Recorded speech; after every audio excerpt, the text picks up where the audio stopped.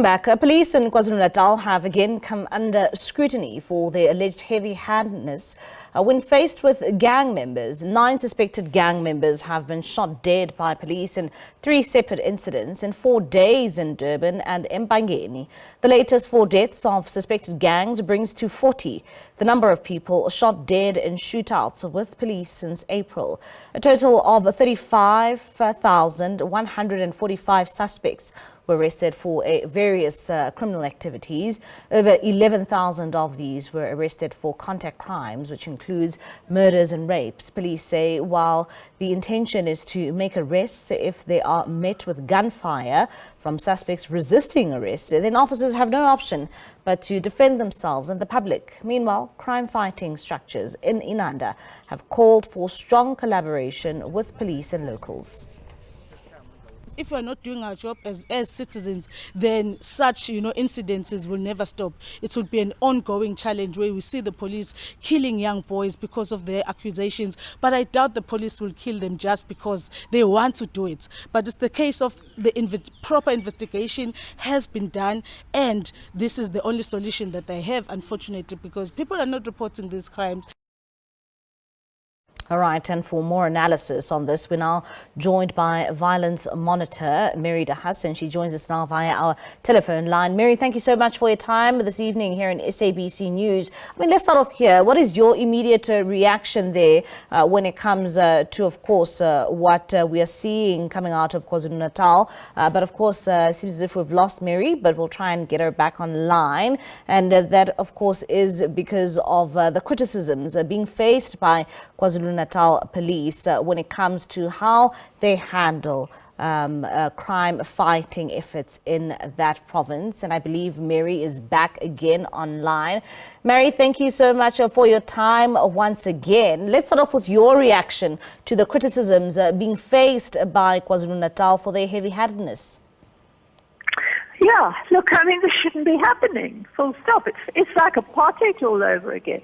It's what the apartheid police did. The police should not have to look. First of all, you have to look at the figures for arrests. The question you have to ask the police is how many of those cases, police do this for sensation. They say, we've made all these arrests. But what they need to explain is how many of those arrested people end up in court charged, how many get convicted. You'll see that the numbers drop right off. But the point is that why are the police coming under fire when they go to arrest people? Where are the guns coming from? Because the police are the very people that should be picking up who's got the guns, where the guns are coming from. And it starts with crime intelligence. And crime intelligence is just not working. So, Mary, looking at the comments coming out of the police, they're saying that if they are met with gunfire, they have no option but to retaliate. So do you think from what they're saying basically their actions are warranted? Because, if they are being, shot at by suspects, they have no option but to react. Look, if they are, I know of cases where the actual forensic report has shown that the people who were killed were not in a position to fire at the police. So you can't always believe what the police say. That's what I'm saying. You need to understand that, for 30 years I've been standing for good policing. I know police who've got convictions for very serious crimes. They've got strings of convictions, including for cash and transit. And they haven't had to shoot people in the process of getting those convictions because they do their jobs properly. The problem you have in the police at the moment is that you have too much corruption. I stand for good police, and the good police are at risk from their colleagues who are corrupt. And people tell me out in, for example, places like Ananda, KwaMashu, Umlazi, that certain police members are colluding with neighbors who are dealing in drugs, the gangs. So, in other words, if you've got corrupt police who are working with criminals, and I can tell you about cases where good police are trying to deal with this, and along come the corrupt police and grab the money, grab the drugs. So it all goes back to bad policing and also picking up, why have these people got all these guns? The other problem is that sometimes, and I mean, I'll give you one case now.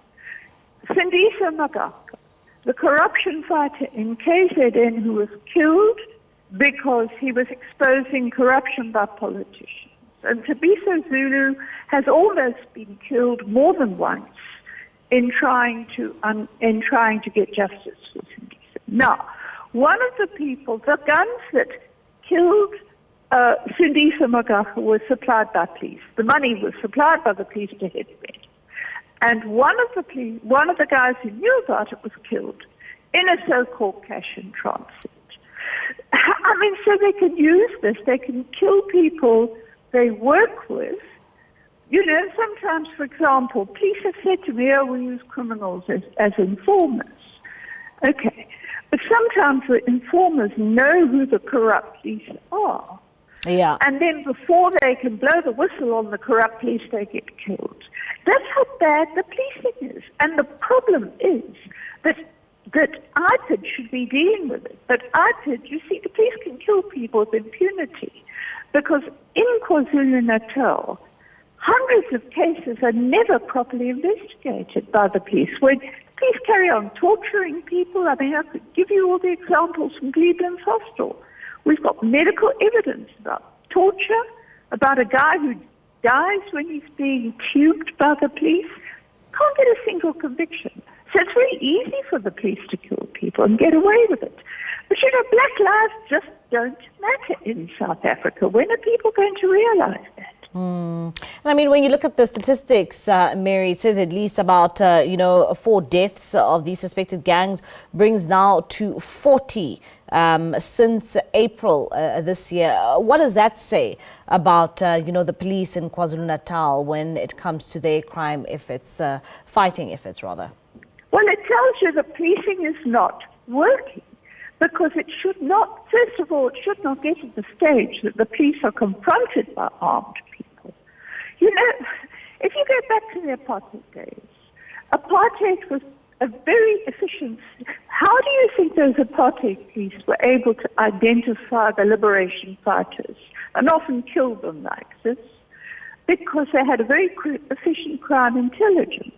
Now, if they could do that for the wrong reasons, why can't a democratic government that is constitutionally mandated to stop crime, not just to deal with crime, but to prevent crime? What is wrong with our crime intelligence that it is not picking up that you've got these gangsters with weapons to neutralize them?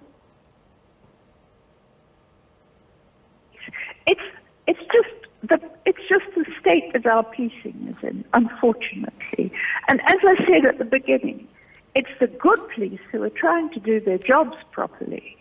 And I mean, to make matters worse, you know, our provincial commissioner, who's a well-trained policeman, and has done some good things, was on a committee that looked at Marikana. You know what happened at Marikana, and that is because the police had been told, well, you could just kill people with impunity. That's why Marikana happened. Now, our police commissioner was one of those on the panel that actually made recommendations that should have been implemented by now about improving the training, improving the equipment to be, you know. The other thing is that I don't know if the police are even properly trained to shoot, to injure and not to kill. You don't have to shoot to kill people. You could, if you're properly trained to shoot, you can often, and you can't just kill. You don't tell me that all 40 people they've killed were, you know, some of them might have been very dangerous, but you don't tell me they were all killers. Yeah. So we've got a constitution. People are supposed to go to court and get tried. But as I said, it starts with huge problems we've got with policing. And to me, that's the thing we have to start with. Yeah. And everybody's safety. And Mary, I mean, you are saying that police should not resort to shoot to kill, but, how can they better manage these kind of criminal activities that they are met up with? If they are called to a scene and they are met with fire, how better to respond to the situation then? Look, nobody is saying that they don't. They don't have to. If there are people at the scene with, why have they got the type of weapons that can mow police down? Where are they getting, to the really dangerous people are either the people who can shoot to kill with a handgun or they've got automatic, semi-automatic weapons, rifles. Now, where are they getting them from? Why are the police not picking up where all these illegal guns are to start with? They wouldn't get attacked if the crime intelligence and the detective services were working properly.